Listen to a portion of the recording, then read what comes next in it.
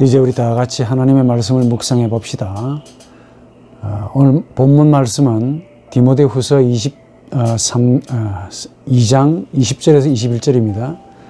큰 집에는 금그릇과 은그릇만 있는 것이 아니라 나무그릇과 질그릇도 있어 어떤 것은 귀하게 쓰이고 어떤 것은 천하게 쓰인다. 그러므로 누구든지 이런 것들로부터 자신을 깨끗하게 하면 그는 주인의 쓰시기에 합당하며 모든 선한 일을 위하여 준비함이 될 것이다 라는 이 바울의 디모데를 향한 귀한 권면의 말씀이죠. 주 안에서 말씀하신 이 하나님의 말씀, 이 말씀을 듣고 있는 저나 여러분들에게도 동일한 말씀으로 와닿기를 바랍니다. 바울이 참 흥미로운 이야기를 합니다. 마음과 그릇과의 관계, 비유를 해도 참 그냥 넘어가면 그런가 보다 생각하시는데 아주 흥미로운 비유죠. 20절, 21절 특히 금그릇, 은그릇, 나무그릇, 질그릇이 있대요. 근데 어떤 것은 귀하게, 어떤 것은 천하게. 그래서 자기를 깨끗하게 비우면은 주인의 쓰시기에 합당한 좋은 귀한 그릇이 된다. 이렇게 말씀합니다. 인간의 마음을 하나의 그릇으로 비유했는데 여기서 문제는 그릇이 중요한 것도 있지만은 주인의 쓰시기에 합당한 그릇이 될 것을 바울이 주문하고 있죠. 그러니까 조금 더 우리 생각해 보면은 주인이란 뭐 당연히 주님을 뜻하겠죠. 그릇이란 우리의 마음을 가리킵니다. 그러니까 우리 인간의 마음이 참된 그릇, 주인이 쓰시기에 합당할 만한 그릇이 되어 그 선하신 주인의 쓰심에 합당한 적합한 그릇이 되어야 한다 하는 마음이 되어야 한다라는 교훈입니다. 어쨌든 그러면 우리가 조금 더 살펴보면은 이 그릇과 마음과의 관계가 어떤 관계를 가지느냐를 한번 조금 묵상해 볼 필요가 있는데, 그릇은 다 알다시피 우리가 상식적으로 기능적인 존재라는 사실을 아시겠죠. 밥그릇에는 밥을 담는 기능을 가지고 있죠. 근데 이 말씀을 하는 그 상황은 1세기 그 전후니까 고대지요. 금그릇도 있고 은그릇도 있고 장식용으로 혹은 왕의 술잔으로, 특히 이 귀족들의 부와 권력의 상징으로 이런 그릇들이 많이 사용되었다고 합니다. 반면에 이제 나무그릇 혹은 질그릇은 서민들에게 참 없어서는 안 되는 중요한 물건들이죠. 그러니까 그릇은 그 자체가 중요한 것이 아니죠. 오로지 사용하는 주인의 가치에 따라서, 주인이 얼마만큼 그 그릇에 가치를 부여하느냐에 따라서 그 가치가 평가되는 그런 특징을 가진다 그 말이죠. 특히 이 그릇은 그 속에 무엇이 담겨 있는가에 따라서 가치가 결정됩니다. 그리고 주인인 그 누군가가 그 그릇을 어떻게 사용하는가에 따라서 그 그릇의 무게, 크기가 결정됩니다. 그러니까 그릇은 하나의 기능적인 존재죠. 그래서 무엇이 담기느냐, 그리고 누가 어떻게 사용하느냐에 따라서 그게 이 그릇의 무게, 가치, 의미가 결정된다. 인간의 마음을 그릇으로 비유한 이 바울, 분명히 이런 점들을 잘 알았을 거라고 판단되죠. 우선 그릇을 생각하면 상식적으로 조금 더 구체적으로 두 가지 중요한 기능이 있습니다. 하나는 담는 것, 또 하나는 담기 위해 비워져야 하는 것. 상식이죠.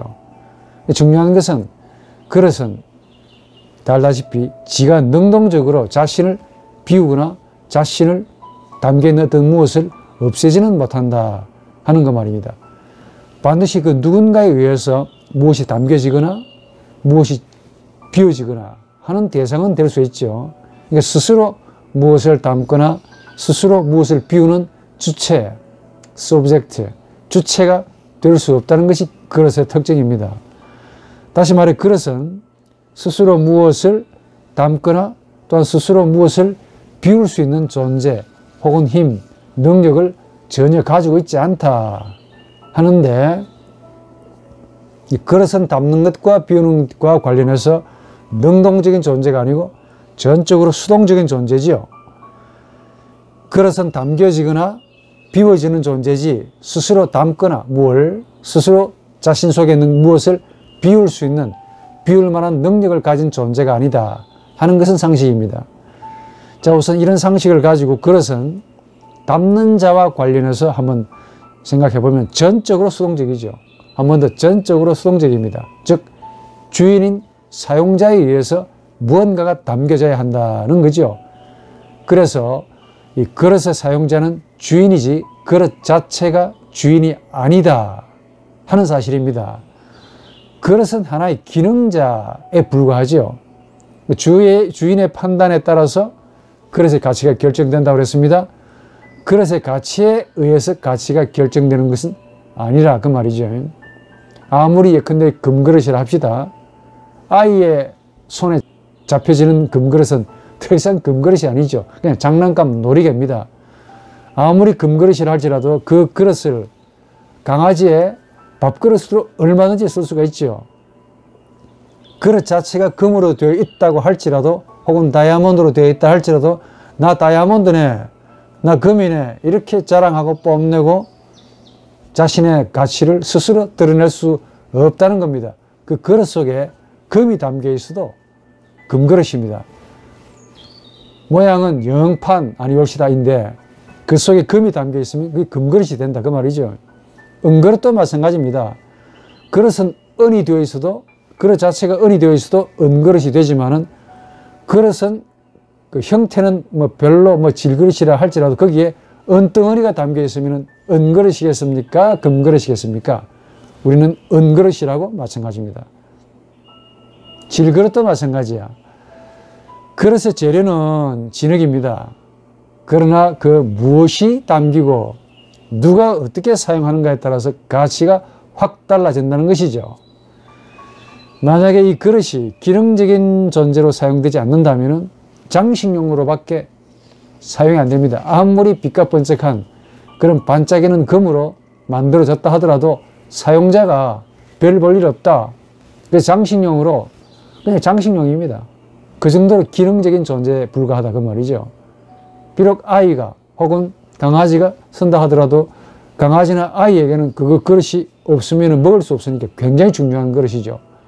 이 가치평가가 객관적인 재화가치나 돈의 평가, 수와 양의 법칙에 따라서 보게 되면 지금 본문은 전혀 해석할 수가 없다는 겁니다. 비록 금덩어리로 만들어진 그릇이라 할지라도 사용하는 자가 이거 별 볼 일 없네. 나 금 별로 안 좋아한다. 전혀 의미가 없다는 것이죠. 이 말을 하니까 아주 오래전에 인상 깊게 본 인디아나 존스라는 영화 밝혀도 괜찮겠죠. 그 영화에서 주인공이 예수께서 마셨던 그 당시에 그 성배를 찾기 위해서 모험을 나섰습니다. 성배. 그릇에 물이 담기면은 영생을 얻는다라는 전설을 담고 있는 이 성배인데 이걸 찾기 위해서 뭐든지 이제 그게 그 그릇에 무엇이 담기면은 물이 담기면은 그 물을 마시면은 모든 병도 낫게 되고 성배, 영생도 얻게 되고 그러니까 이 주인공이 고생해서 정말 동굴에서 드디어 발견했습니다. 보신 분은 아시겠지. 그런데 유감스럽게도 거기에는 수많은 유사한 그릇들이 있었다 그 말입니다. 뭐 금그릇도 있고 은그릇, 동그릇, 나무그릇, 뭐 보석이 박혀있는 온갖 휘황찬란한 그릇. 잘 골라셔야 됩니다. 주인공이 한참 고민합니다. 그런데 어떤 그릇을 택했느냐. 거기서 가장 초라하고 눈에 띄지 않는 토기 그릇, 질그릇을 골랐다. 다른 분들은 금그릇을 골랐는데 뭐 은그릇, 좋은 보석이 박혀있는 그릇을 골랐는데 그 그릇에 골라가지고 물을 담아 먹었더니 죽어버렸습니다.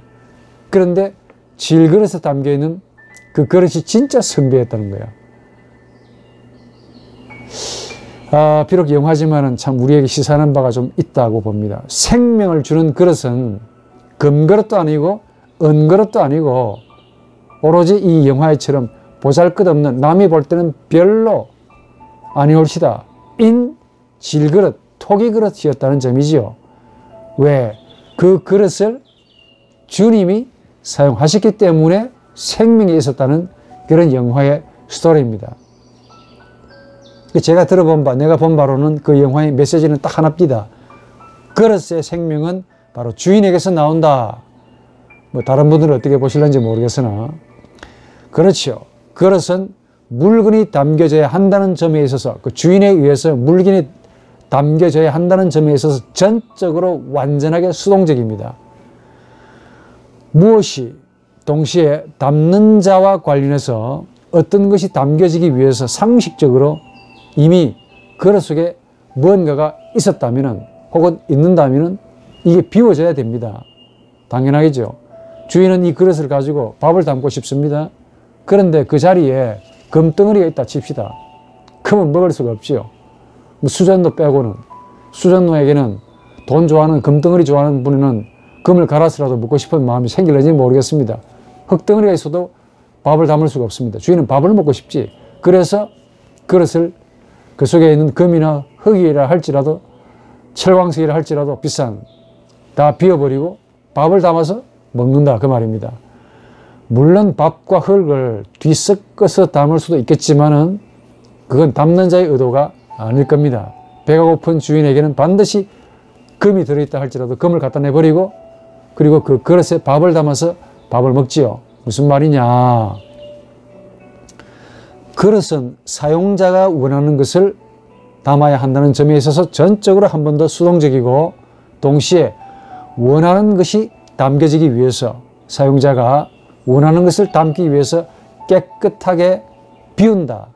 그릇의 입장에서는 비워져야 한다는 점입니다. 그래서 그릇은 비움과 채움이라는 아주 중요한 두 개의 기능을 합니다. 말하자면 채워지기 위해서 비워져야 한다는 거죠. 이 말을 하기 위함입니다. 여기서 바울이 인간의 마음을 아주 특이하게 그릇으로 비유했다 하는 것은 굉장히 탁월한 영적인 식견과 통찰, 주님의 계시의 말씀을 정확하게 파악했다라고 봅니다. 우리 인간과 하나님과의 영적인 혹은 인격적인 관계가 바로 본질적으로 이러하다라는 사실을 바울이 말해주기 위함이라고 봅니다. 바울은 이 본문 이전에 이미 디모데에게 말합니다. 하나님은 능력이다. 이게. 하나님이 능력이래요. 이 능력으로 복음과 함께 고난 받으라. 디모데후서 1장 8절에. 그리고 그 하나님이 우리를 그리스도 예수 안에서 구원했다. 그 예수는 누구냐? 사망을 패하시고 생명을 드러내시는 분이다. 디모데후서 1장 10절에.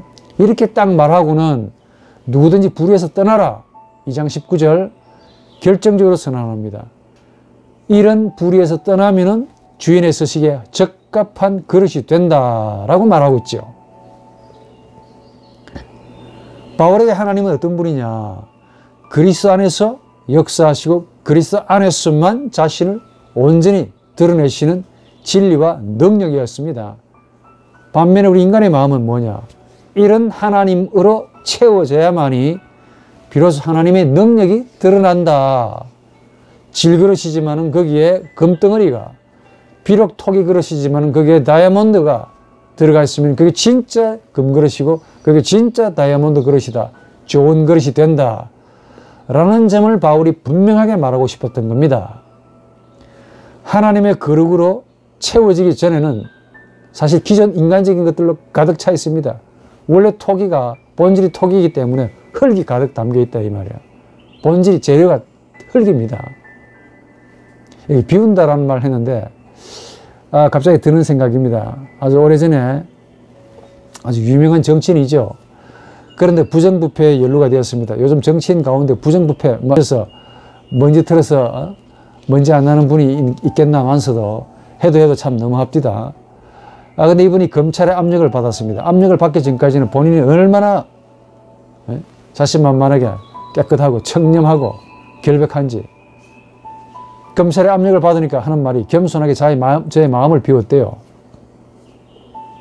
청문회 조사를 앞두고 기자들이 물어봅니다. 마음을 비웠습니다. 그런데 참 물론 스쳐가는 말 같은데 제 귀에는 못이 딱 박힌다 이게. 굉장히 일리가 있는 말이죠. 왜냐? 그분이 알고 하셨는지는 모르겠습니다. 설마 알고 했겠습니까? 근데 그분이 자신의 마음을 비웠다 하는 말은 자신의 마음을 스스로 비운 것이 결코 아니죠. 외부의 압력을 받아서 비워졌다 혹은 비우기를 했다라는 말로 들립니다. 여전히 비우지 않고 있지만은 무슨 말이냐? 그럼에도 우리의 마음은 결코 스스로 비워질 수 혹은 비울 수 없는 점이라는 점이 일리가 있다 그 말입니다. 제가 하고 싶은 말은 외부의 법과 인륜과 도덕이나 검찰의 압력을 받지 않았으면 결코 이분은 자신의 마음을 비운다라는 말을 하지 않았을 겁니다. 자신 속에 무엇을 가득 담고 있는지 본인도 몰랐을 것이고 몰라서 죄를 지었다라고 변명을 하시는데 압력을 받고 난 다음에 톳을 하네. 자신의 마음을 비웠다. 말도 참 어려운 말을 너무 쉽게 하시는데 그럼에도 불구하고 제가 드릴 수 있는 말은 우리는 스스로 우리 마음을 절대로 비우지 못합니다.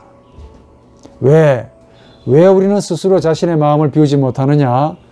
우리의 고유한 나라는 존재가 문제가 된다 그 말이에요. 이 나라는 존재가 우리 마음의 주인처럼 딱 버티고 앉아가지고 버티는 정도가 아니고 주인이 우리 마음에 하나가 되어가지고 거주하고 있기 때문에 그렇습니다. 주인처럼이 아니고 주인으로서 앉아있는 거예요. 결코 나가지 않습니다.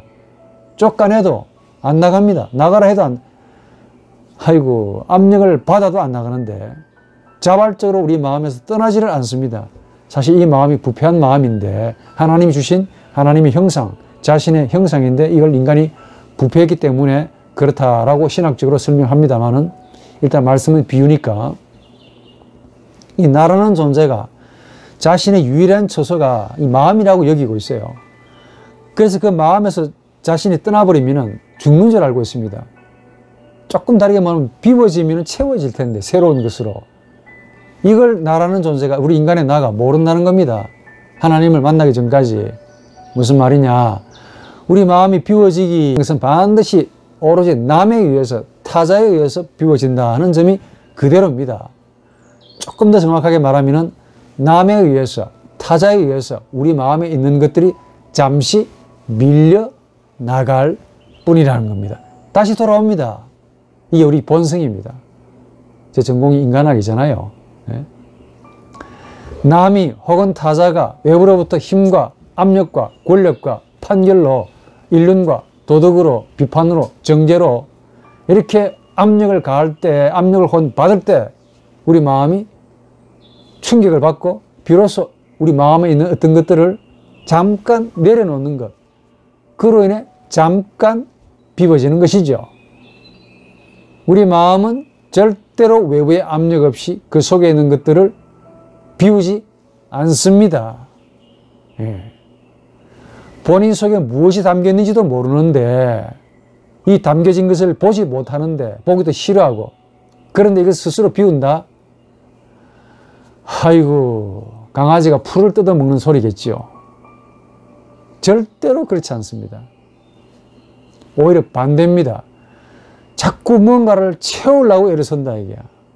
이게 우리 여러분들이나 저의 마음입니다. 비우려고 애를 써도 비워지지 않고 자꾸 뭔가 계속 있는 그 상태에서 가지고 있는 것도 많을 텐데 계속 그 위에다가 채우려고 애를 쓰고 가득 충만하게 비유를 들어서 이사를 가면 완전히 비우시겠죠. 그러나 그 짐은 또 그대로 가져갈 거 아닙니까? 이와 똑같습니다. 사는 한 반드시 비우지 않습니다. 계속 채우려고 하면 애를 쓰지 비울 수도 없고 비우기를 원하지 않는다는 데 더 큰 문제가 있죠. 비울 능력도 없고 비울 마음도 없다는 그 말입니다. 누가 나라는 존재가 나가 이 왜곡된 나가 하나님께로 나왔지만 이 죄로 인해 부패한 나가 그 짓을 한다 그 말입니다. 왜냐? 우리 자아가 마음의 주인으로서 아주 철석같이 믿고 있기 때문에 그래. 자기 신념이야 이거는. 내가 나를 믿는 거죠. 그러니까 우리 자아가 자신의 것인 것처럼 주인과 가치 정도가 아니고 주인으로서 딱 들어앉아 있습니다. 마치 비유를 들어보자면 새들어 사는 자가 우리 인간의 나인데 자기의 그 집이 그 마음이라는 집이 자기가 집주인으로 착각하는 것과 같습니다. 주인이 간섭하지 않아요. 원래 주인이 따로 있음에도 뭐라 하지 않으니까 세입자가 그 집의 주인인 것처럼 쫙 달라붙어 가지고 눌러앉아 버렸습니다. 비키라고 해도 절대 비키지 않아요. 강제적으로 해도 안 비켜. 그럴 마음도 없고 본인이 이 마음의 집이라고 생각하기 때문에 그래요. 우리 마음의 주인이 인간의 나다, 나라고 생각하는 한, 믿고 있는 한 절대로 비우지 않습니다. 물러나지 않습니다. 부패한 정치인이든 국민의 심판을 받고 도덕적인 압력을 받고 법의 심판, 경제적인 고통, 고난, 정신적인 힘듦, 어려움, 이걸 마음으로부터, 마음 밖에서부터 압력으로 받아야만이 간신히 조금씩 비웠다 하더라도 시간이 지나면 다시 그걸 끄집어내서 다시 마음으로 가져오더라. 그만큼 우리의 마음이 이런 마음인데 스스로의 힘과 능력으로 비워지기보다 딱 하나입니다. 타자에 의해서 비워지는 것. 이게 바로 특징입니다. 그러면 타자에 의해서 비워진다 라고 했을 때 그 타자가 누구냐? 성경에는 두 종류로 우리에게 소개합니다. 한 분은 하나님이시고 다른 한 분은 이웃입니다.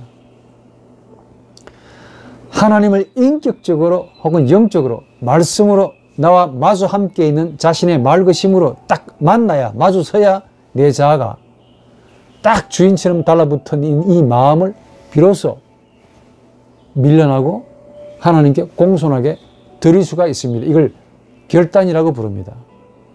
또 다른 하나는 이웃이 세상 여타의 여러 가지 많은 강제적인 압력, 좋은 말로 하면 안 듣는다 이 말이야. 왜 말로 하면 안 듣냐? 참 못됐죠.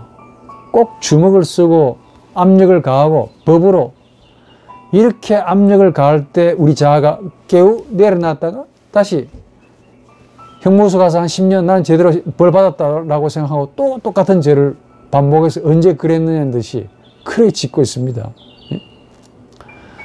우리의 자아가 점령하는 이 마음이라는 지점에서 우리 자아가 밀려난다 혹은 비워지는 경우는 딱 두 가지뿐입니다. 하나님과 이웃에 의해서, 하나님과 이웃이 가지는 힘에 의해서만 가능합니다. 내 힘으로는 절대로 불가능. 하나님과 이웃의 압력을 받고 우리 자아가 우리 마음에서 잠시 물러나 주는 것을 가리켜서 아까 말씀드린 바 결단. 결단은 내 자아가, 나라는 존재가 내 마음에서 주인으로 있다가 잠깐 비껴서는 것. 조금 다르게 말하면 마음을 여는 것. 하나님을 말씀으로 받으면서 내 자아가 내 마음에서 밀려나고 비껴서는 것. 그로 인해 타자가 내 마음의 주인이 되는 것. 하나님이 내 마음의 주인이 되는 것. 이걸 복음적인 결단이라고 부릅니다. 강제적인 힘에 의해 밀려나는 그런 비워짐을 우리는 율법적인 결단이라고 부르지요. 살아계신 하나님을 인격적으로, 영적으로 만날 때, 즉 나와 너의 관계로 만날 때 그 인격을, 너라는 하나님의 인격을 내 마음의 주인으로 모시고 싶습니다. 내가 바란다 하니까. 왜냐면 내가 하나님의 형상이기 때문에. 자발적으로 내 자아가 물러서고 들어오십시오. 내 마음의 주인으로. 그렇게 부드러운 마음이 되는 거죠. 하나님은 우리 마음의 주인처럼 행사하고 있는 이 자아를 뭐라 하거나 닥달하거나 패대기 치거나 정죄하거나 심판하는 것이 아니라 오히려 아주 부드럽게, 그 인격적이라고 그러잖아요. 존대해가면서 자신과 동급의 신처럼 대하면서 우리 자아가 자발적으로 비껴나기를 오래 참으심에 인내하심으로 기다려 주신다 그 말입니다. 한 번도 하나님은 강제적으로 발로 차버리고 나가라, 왜 그 내 자리에 네가 앉아있냐 라고 정죄하거나 비판하지 않습니다. 뭘 하지 않습니다. 이게 바로 우리 기독교가 말하는 복음적인 결단이라 그 말이에요. 하나님을 인격적으로 만나면서 내 자아가 내 마음에 물러서는 것. 나를 내 마음의 주인으로 더 이상 내가 고집하지 않고 하나님을 내 마음의 주인으로 모시는 이 결단. 이것이 복음적인 결단이고 바로 자기를 비우는 결단이다 그 말이죠. 이 복음적인 결단으로 자신을 비우면은 우리 몸에서 어떤 현상이 일어나는가 여러분 아십니까? 예? 죽는 줄 아시죠? 그 반대입니다. 신체적으로 한 7종류 이상의 천연적인 호르몬이 우리 몸에서 막 분비가 됩니다. 그걸 반드시 여러분 아시기 바랍니다. 특히 페로몬이라는 이 천연적인 향수가 우리 몸에서 나오는데요. 타자가 내 마음의 주인이 되면은 마치 첫사랑에 빠지는 것과 같이 똑같다는 겁니다. 몸에서 향기가 납니다. 그리스도의 향기가 나듯이 향기가 난다는 거예요. 여러분 첫사랑에 빠지면 이 몸에서 향기 난다는 거 아십니까? 사랑에 좀 빠져보시기 바랍니다. 하지 않으면, 사랑에 빠지지 않으면 반드시 위선자가 된다는 것, 이게 반드시 그렇게 됩니다. 우리 영혼이 강팍해지니까, 말라지고 메말라지고 황폐해지니까. 하나님이 내 마음의 주인이 되시면 마치 첫사랑을 체험하듯이 몸에서 향기가 나요. 그것도 생리적으로 페로몬이라는 아주 영적인, 생리적으로는 페로몬, 영적으로는 그리스도의 향기라고 하는 아주 희한한, 세상 사람들이 그렇게 맡기 좋아하는, 과거에 잊어버렸던 추억을 일으키는 그런 향기가 난다 이게야. 그리스도가 내 안에 계시면 당연히 그리스도의 향기가 내 몸을 통해서 나타나겠지요. 그리스도가 향기시기 때문에 그래. 아가서 2장 1절에 보니까 그리스도를 골짜기에 수선화로 비유했고 가시나무의 백갑처럼 비유했습니다. 이것만 나느냐? 아니죠. 도파민이라고 하는 이런 호르몬이 또 나온대요. 상대방의 얼굴만 생각해도 기분이 좋아지는 것, 행복감을 느끼는 것, 매 시간 보고 싶고 매 시간 그리워하는 마음. 사람이 이런 마음으로 살아가야 되는데, 그 이유는 생리적으로 이 호르몬 때문이라고 그렇게 말하는데, 생리학자는 이걸 영적으로 봐도 마찬가지입니다. 하나님을 보고 싶고 생각만 해도 희열을 느끼고, 하나님을 그리워하기만 상상만 하는데도 내 영혼이 편안해지고 상쾌해지고 힘이 나고. 그런데 이 도파민이라는 호르몬이 모자라면 파킨슨 병에 걸린다는 것도 여러분 아셔야 됩니다. 사랑 좀 하시고 사는 게 좋을 겁니다. 페닐에티라민이라는 호르몬이 또 나온대요. 이건 천연각성제입니다. 몸이 너무 행복해지는 거야. 공부도 너무 잘합니다. 여러분들 유대인들이 공부를 왜 잘하는지 아십니까? 하나님을 사랑하고 있기 때문에 그래요. 하나님을 경배하고 섬기는 그런 백성이기 때문에 다른 민족들에 비해서 종교적인 민족이면 민족일수록 굉장히 머리가 뛰어납니다. 통계적으로 나와 있어요. 온몸이 활성화된다. 이게 과학적으로 증명되었습니다. 첫사랑에 빠지면은 페닐에티라민이라는 아주 우리 몸에 이 커피와 같은, 커피보다 훨씬 더 부작용이 전혀 없는 각성제가 나와서 우리 몸이 전부 다 활성화된다는 거예요. 온몸의 세포가. 또 하나는 옥시토신이라는 아주 희한한 호르몬이 나오는데, 바로 이것 때문에 하나가 되고 싶은 욕구를 느낍니다. 남녀와의 정신적인 혹은 육체적인 관계는 이 옥시토신이라는 호르몬 때문에 그렇고, 영적으로 보게 되면 이 나와 너라는 인격적인 하나로 만들어주는, 타자와 내가 하나가 되는 그런 역할을 한다. 마지막으로 여러분들이 소개해드릴 좋은 호르몬은 엔도르핀. 다 아시죠? 천연적인 마약입니다. 부작용 전혀 없어. 돈 주고 비싼 마약으로 부작용 받고 바보가 되고 천치가 되고 백지가 되는 그런 좀 하지 마시고, 우리 몸에서 나오는 천연적인 엔도르핀을 많이 좀 활성화시키고 받고 사시기 바랍니다. 행복해지는 거예요. 통증도 사라지고 즐거움과 기쁨으로 안겨주는 그런 작용이 돼. 이거 영적으로도 마찬가지입니다. 하나님과의 첫사랑이 바로 여기서 모든 게 다 나온다는 거야. 사람과의 사귐도 한 3년 정도는 그렇게 간다는데, 하나님과의 관계는 평생 간다는 거죠. 나를 비우면은.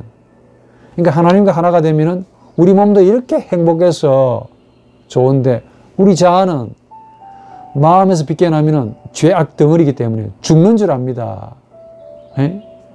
그래서 죄를 짓고서 혹은 도덕적인 과실 때문에 법, 인륜, 고통을 많이 겪고 있고, 억지로 자신을 억지로 비운다고 그게 비워집니까? 그게 비우는 척 할 뿐이지. 이런 율법적인 결단, 이거는 힘이 없습니다. 힘이 별로 없어요. 오래 못 갑니다. 왜냐? 억지로 비워지기 때문에 곧바로 다시 비웠던 것을 찾아놓을 겁니다.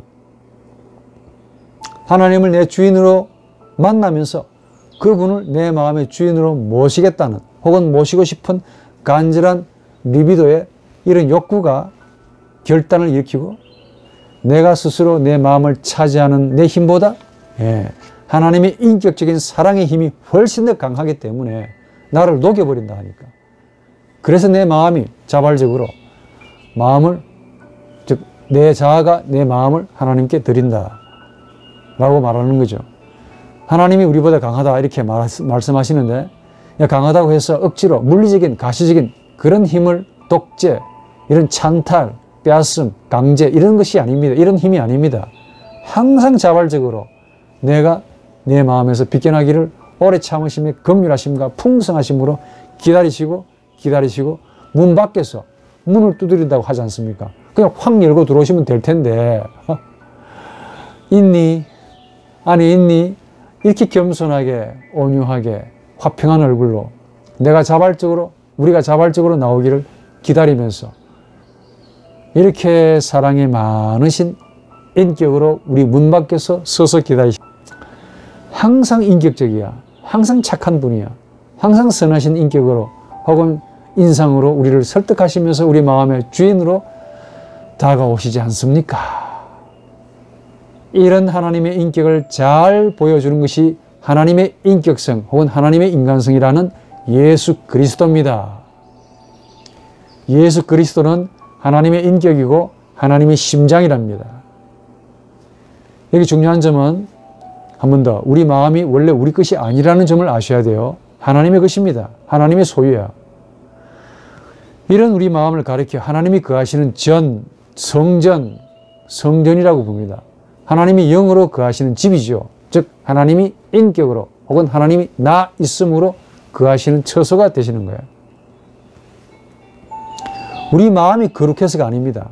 우리 마음에 오시는 분이 거룩하기 때문에 거룩하다라고 성전이라고 부릅니다. 하나님이 원래 주인이셨기 때문에 주인으로 다가오시는 거예요. 그러니까 우리의 마음의 주인은 하나의 그릇이고 하나님이고 그 그릇의 임자가 누굽니까? 하나님이시죠. 우리 마음은 하나의 그릇입니다. 이런 인간의 마음은 하나님으로 혹은 아니면 자신으로 항상 무엇을 채운다는 겁니다. 하나님으로 채우느냐 우리 자신으로 채우느냐. 대개는 우리 자신으로 채우지요. 우리 마음을. 조금 더 정확하게, 이거는 좀 추상적인 말이고 조금 더 정확하게 말하면 돈을 사랑하는 자신, 명예를 사랑하는 자신, 권력을 좋아하는 자신, 죄를 좋아하는 자신, 주인이 되고 싶은 욕망으로 가득 차서 이기심, 정욕, 분노, 선을 가장한 악. 요즘 말로 말하면 참 악스러운 거야. 악을 행하고도 철면피처럼 죄책감도 전혀 없이 이제 뭐 법이 통과됐다 그래서 법이 없다 그래서 법도 없다고 완전히 자유한 것처럼 마음대로 행하는 그런 악한 우리의 자신입니다. 뉴스에 보니까 어느 남자는 자기가 좋아하는 그 자매가 다른 남자를 좀 사귄다고 그 여자가 그 자매가 타고 다니는 자동차에 돌을 던져서 박살을 내버렸대요. 본인이 좋아한다는데 왜 차를 박살내냐? 좋아한다는데 여자 따귀를 때리고 반대의 경우도 있습니다. 내가 니를 좋아하는데 왜 내 말대로 하지 않느냐? 따귀를 때리고 못살게 굴고 스토킹을 하고 힘들게 하고 상대를 사랑하는 것 같이 보여도 사실은 상대를 사랑하는 자신을 더 사랑하기 때문에 그렇습니다. 현상적으로는 난 더 사랑한다라고 들리는데 사실은 나를 사랑하는 자신을 나보다 더 사랑하기 때문에 다른 사람이 내가 다른 사람을 본다 하면 참지를 못하는 거야. 자신의 그 욕망과 주인이 되고 싶은 폭행하고 점유하고 싶은 이 소유욕이 더 강하기 때문에 타자를 지배하려고 그러고 소유하려고 애를 씁니다. 그러니까 그 여자를 자매를 사랑한다는 간판이야. 간판은 이쁘게 달고 사실은 자신의 분노를 더 좋아하는 자신을 더 사랑하는 아모르수이 자기 사랑이지요. 이런 것들을 만드는 나가 마음을 당연히 자신의 집으로 자신의 처소로 주인으로 여기면서 행하는 행위입니다. 그러니까 마음이 죄악으로 가득 뒤덮여 있는데 항상 죄를 품고 있죠. 여차하면 악을 가지고 있기 때문에 죄를 짓는 그런 마음이 됩니다. 그러니 고달프지. 남이 나를 고달프게 하는 게 아닙니다. 사실은 그 남 때문에 같이 보이는데 사실은 내가 남을 향한 내 자신 때문에 고달픈 거야. 좀 아시기 바랍니다. 아주 괴롭지요. 신경질 나고 뜻대로 안 되니까 죽고 싶고 때로는 죽이고 싶지요. 저분 때문이 아니고 사실은 저분을 향한 내 마음이 그만큼 악하고 모질고 독하고 리비도로 충만하고 소유욕이 강하고 이걸 힘의 의지라고 부릅니다. 이게 죄악이야. 그러나 하나님이 원래 이 마음이라는 우리 마음의 주인입니다. 그래서 주인이라고. 그 그릇 속에 하나님이 들어오셔서 우리 마음의 주인으로 다스리실 때, 우리 마음을 다스리실 때 비로소 그릇은 그릇다운 기능을 하게 된다 그 말입니다. 그래서 본문의 21절에 뭐라고 하느냐? 자신을 깨끗하게 한다. 이게 주인이 쓰시기에 합당하다라는 그 말이죠. 내 마음을 원래 주인에게 돌려드리는 결단을 의미합니다. 깨끗하게 한다는 그 말이. 내가 깨끗하게 해서 뭘 주인에게 돌려드린다는 그 말이 아니고 이게 영적으로 주인이 쓰시기에 합당한 결단을 해서 주인에게 돌려드린다. 내 마음을 돌려드린다 하는 것을 의미합니다. 이 결단이죠. 이 결단이라 하니까 거창한 결심 이걸 상상하기 쉬운데 그런 게 아닙니다. 제가 하나 여러분들에게 이 결단의 비유를 소개하는 게 훨씬 나을 것 같습니다. 한 3, 4년 전입니다. 5.18 기념식 때 일어났던 이야기인데 그 아버지가 5.18 때 군인 때문에 군인이 쏜 총에 의해서 죽었습니다. 근데 그날에 태어나신 따님이야. 얼마나 한이스러웠겠습니까? 그래서 이 따님은 평생 내가 태어나지 않았더라면 아버지가 죽지 않았을 텐데 무슨 사연이 있었던가 봐요. 그 따님이 5.18 그 기념사를 했습니다. 그때 이런 말 합디다. 내가 태어나지 않았더라면 아버지가 죽지 않았을 텐데 라고 울밉니다. 그 모습을 대통령이 가서 안아주었습니다. 그 모습에 따님의 마음이 확 열린 거야. 결단은 이런 마음과 같습니다. 내가 뭘 해야지가 아니고 지금까지 울분, 분노, 슬픔이 순간 사라지는 거야. 마음이 열리고 타자가 내 마음에 들어가는 마음이 되었기 때문에 슬픔이 사라지는 겁니다. 이게 일종의 결단입니다. 영적인 결단 혹은 복음적인 결단과 유사합니다. 하나님이 원래 주인이시기 때문에 하나님이 내 마음의 주인이 되도록 내 자아가 물러나 주는 것, 이게 결단입니다. 내 자아가 세상에서 세상과 함께 세상적으로 채워놓은 온갖 더러운 것들, 이걸 하나님 앞에 돌려드리기 위해서 잠깐 내려놓는 것, 비우는 것. 하나님은 내 마음이라는 곳에 유독 들어오시기 원하십니다. 들어오셔서 뭐 하십니까? 내가 만든 온갖 더러운 것, 세상적인 것, 물욕적인 것, 음탕한 것, 이 모든 것들을 깨끗하게 하시고 정화시키시고 거룩한 자신으로 채우시고 충만하십니다. 충만케 하십니다. 본인이 거룩하시기 때문에. 그분이 앉아만 계셔도 아우라가 우리 몸에서 그리스도의 향기가 백합처럼 수선화처럼 바란다 그 말이죠. 우리의 이 마음의 주인은 우리가 아닙니다. 원래는 하나님 것이야.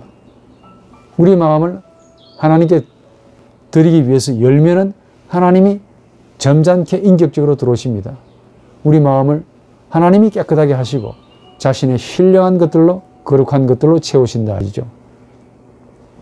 그렇게 되면은 내가 세운 인생의 목표, 내가 정한 삶의 방향, 내가 정한 진리의 척도, 이렇다 저렇다 율법 한 번도 버리고 싶지 않았던 이 모든 것들, 이런 세상적인 가치들, 이 마음이 열려짐으로 인해서 비워지는 역사가 일어나는 거지요.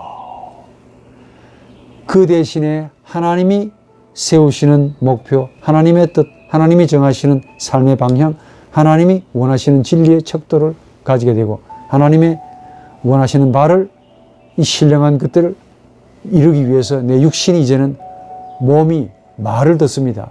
이게 제대로 작동하는 거죠. 내가 어떻게 살아야 하며 어떤 길을 걸어가야 하며 어떤 것이 진리라는 사실이 이제서 비로소 내 눈에 보이기 시작합니다. 내 안에 하나님이 계시기 때문에. 원래의 주인에게로 우리 마음을 돌려드리는 것, 내가 지금까지 차지하고 앉아있었던 것이 얼마나 파렴치하고 얼마나 모렴치, 얼마나 비참했으며 얼마나 힘들었는지를 그때 압니다. 우리가 하나님을 만나야 내 마음의 주인이 내가 아니구나. 그로 인해 하나님께로 양도해 드리고 싶은 이 마음, 이 결단이 있어지기를 원합니다. 자주 우리는 하나님을 사랑한다라는 표현을 많이 하지요. 그 말은 다르게 말하면 내 자신을 하나님께 진정으로 드리고 싶습니다. 라는 말의 표현이기도 합니다. 결단의 표현이야. 내 자신을 하나님께 드리는 결단은 내 마음을 채우고 있는 나가 하나님 앞에서 더 이상 고집하지 않는 상태를 의미하죠. 그래서 본문에 자기를 깨끗하게 한다는 말은 내가 내 마음을 청소한다라는 뜻이 아니고 내 마음의 원래의 주인이신 하나님께 내 마음을 열어서 드린다. 내 마음을 연다에 가깝습니다. 내 마음을 하나님께 열고 하나님이 내 마음에 들어오시면 어떻게 되느냐. 하나님이 그리스도라는 인격으로 내 마음에 거하신다 그 말입니다. 하나님은 보이지 않는 영이시죠. 그 영적인 분이 그리스도의 인간성이라는 우리와 똑같은 비슷한 인격적인 인상으로 우리 마음에 거하신다는 겁니다. 내 마음에서 그리스도의 인격, 하나님의 인간성이 거하시기 때문에 그리스도의 인간성, 그리스도의 인격성으로 우리가 닮아가는 겁니다. 변해지는 것이죠. 어떻게 되느냐? 사랑과 희락과 화평과 오래 참음, 친절함, 선함, 신앙, 온유, 절제 이런 것들을 대항할 만한 반대할 만한 법이 없소이다라고 바울이 갈라디아서 5장 22절, 23절에 말씀하고 있습니다. 내 안에서 그리스도가 거하고 또 그리스도 안에서 내가 거하는 이런 역사가 일어나죠. 너는 내 안에, 내가 너 안에 이런 역사가 일어납니다. 잊지 마실 것은 우리 마음은 그릇이기 때문에 내가 채워 놓은 것과 하나님이 채우시는 것, 이 둘 다가 동시에 채울 수 없다는 겁니다. 다시 말해 마음은 두 개가 아니기 때문에 하나이기 때문에 다른 것들을 섞어 놓을 수 없다는 특징을 가집니다. 그래서 우리 예수께서는 세상과 하나님을 동시에 사랑할 수 없다라는 표현으로 우리에게 권고하지요. 세상을 채우면 하나님을 덤으로 내 그릇에 담겨지느냐? 하나님은 플러스 알파가 아닙니다. 원 플러스 원, 원이 아니라 하니까. 또한 반대로 하나님이 채워지면 세상이 덤으로 안 채워집니다. 100% 채워지느냐? 100% 다른 것으로 채워지느냐? 이것뿐이죠. 만약 우리 마음에 하나님과 세상이 다 담겨지면 가정해 봅시다. 어떻게 되느냐? 반드시 이런 모습으로 됩니다. 세상을 사랑하는 마음으로 하나님을 사랑하게 돼요.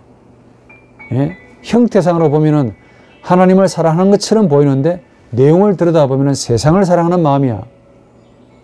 세상을 사랑하는 마음으로 하나님을 사랑한다 이겁니다. 무슨 말이냐? 세상을 하나님으로 곡해하든지 하나님을 세상적으로 오해하든지 둘 중에 하나겠지요. 세상을 하나님으로 곡해하는 경우를 우상숭배, 반대로 하나님을 세상적으로 오해하는 경우를 세속주의. 그래서 우상숭배와 세속주의는 동전의 앞면과 뒷면으로 똑같습니다. 세상을 사랑하는 마음으로 하나님을 사랑하면은 반드시 우상숭배를 가지요. 반드시 세속주의로 갑니다. 자신의 정욕이나 우리의 욕심을 하나님의 자리에 올려놓지요. 그 욕심 자체를 신으로 섬기고 우상으로 대한다 그 말입니다.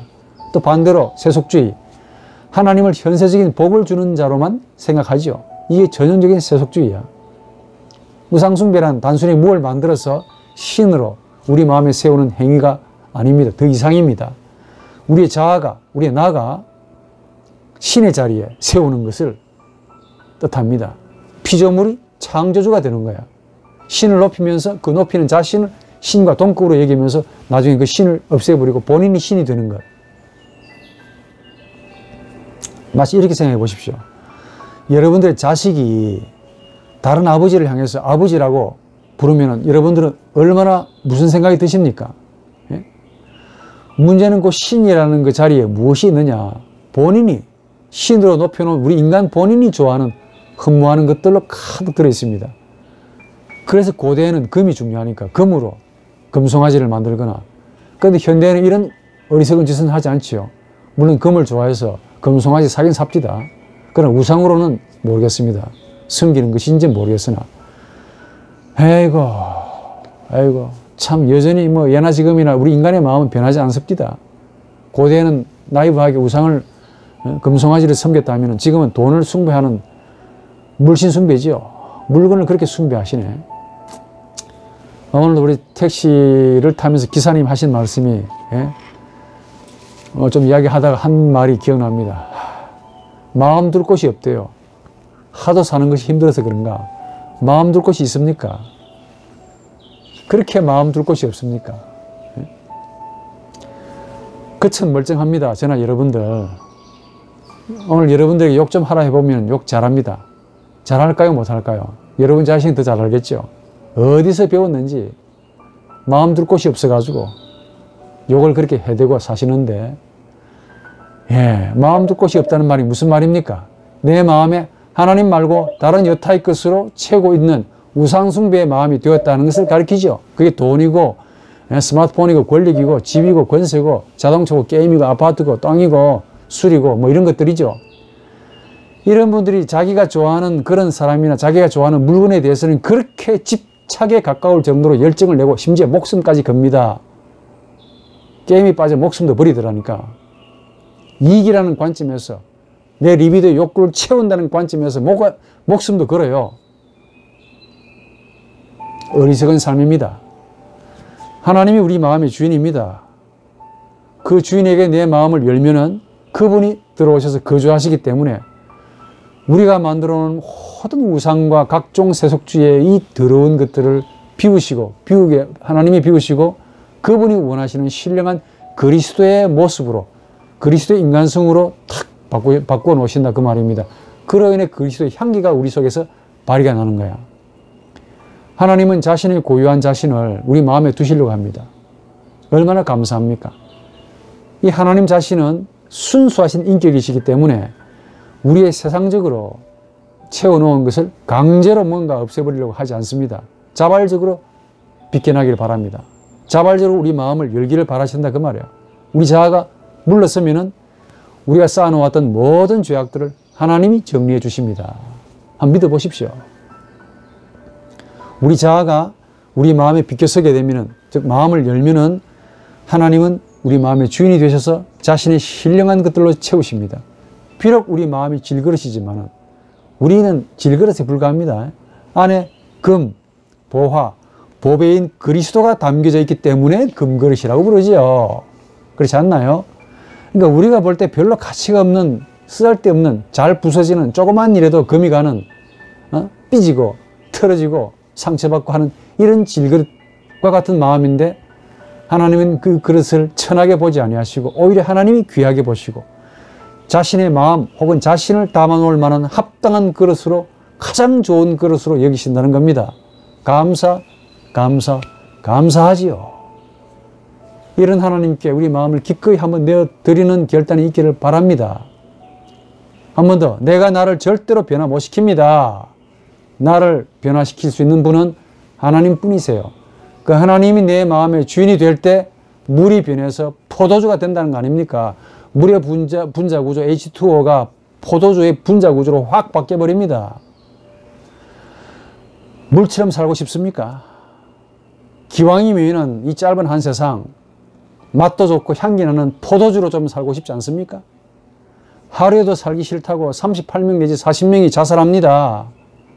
이런 이웃에게 생명의 의미를 주고 향기를 바라고 포도주를 제공하는 그런 성도가 되었으면 참 좋겠다. 의붓 아버지가 자기 딸을, 비록 자기 딸은 아니지만 그 딸을 성폭행하고 죽이는데도 그 딸을 낳은 엄마는 방관하고 심지어 같이 죽였다는 그런 뉴스도 있습니다. 이게 대한민국의 역사야. 빛을 만나지 못해서이죠. 교회가 그렇게 많지만은 우리가 뭘 했는가에 대한 자성이 절로듭니다. 세상을 알지 못하기 때문에. 그리스도를 구주로 믿으신다면 우리 마음에 그리스도가 향기로 발휘가 되는 삶을 사는 분들일 겁니다. 그리스도를 복음으로 향기로 드러내는 그런 그릇이 되는 것이 우리의 참다운 모습이다 라고 여기지 않으십니까?